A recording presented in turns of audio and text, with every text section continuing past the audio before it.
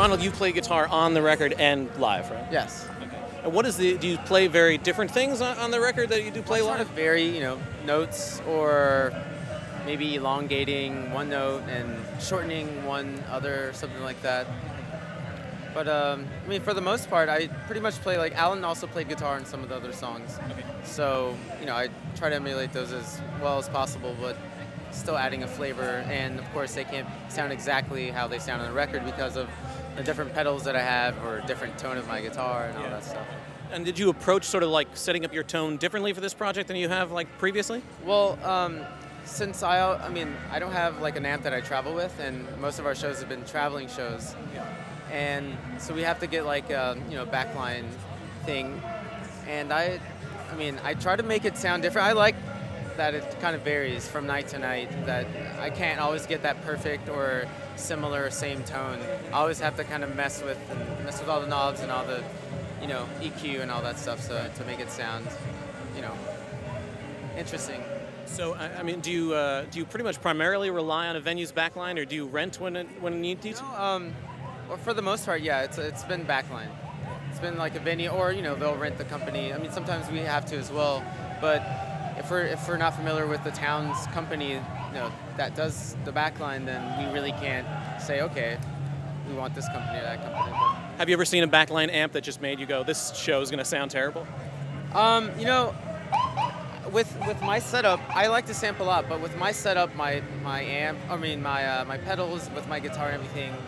Like the twin reverbs, the Fender twin reverbs, just don't sound right. There's way too much feedback, and that amp's just for, I don't know, just really hard rock, and that's just not what we portray.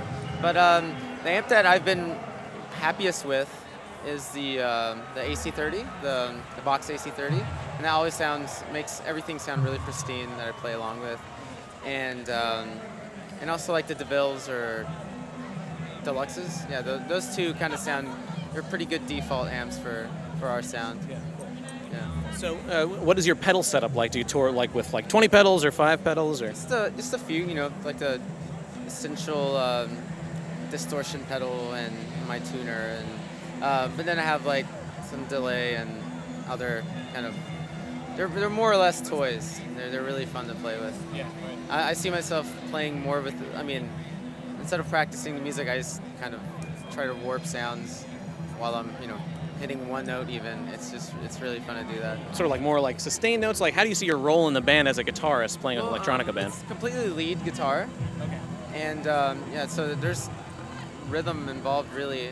So it's just note per note, and that's why it's more interesting for me, because that's the way I've always practiced. I've never really been a electric guitarist up until like 2 years ago. Okay. I only played I try to play like classical music on guitar, and so I was more oriented with just acoustic. Yeah. And so that's I'm just more used to playing like single noted stuff, and then adding all these effects just makes it a lot more fun. How involved were you in the sort of recording aspect of it?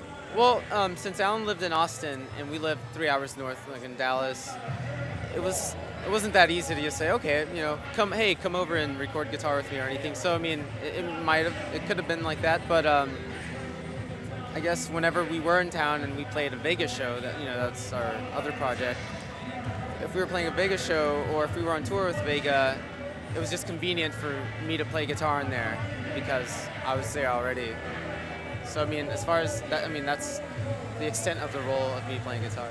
So it sounds like you don't really have to think about it as like an electronica project when approaching it like guitar. Not at all. I mean, for me, it's just I just play guitar. I don't have to worry about. Other than the electronics involved with like the pedals and the amp and all that stuff.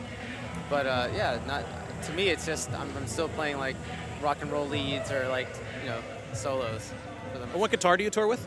I tour with a Schecter Ultra 3, but it's funny, a lot of people ask me what it is because I took the tag off just to make it a more like obscure guitar so people won't really know what it is. So I mean, only one person has said, hey, that's a Schecter Ultra 3, but no one ever really knows, or they're really surprised, like, really, that's a Schecter? It was only made in 2005. Oh, really? Yeah. Yeah, I never even heard of that model, actually.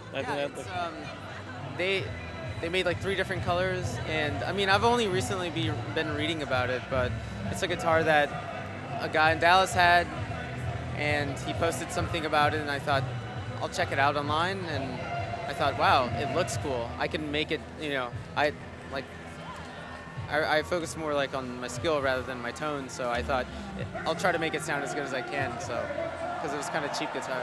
So what was the impetus behind taking the tag off? Is it just mystery?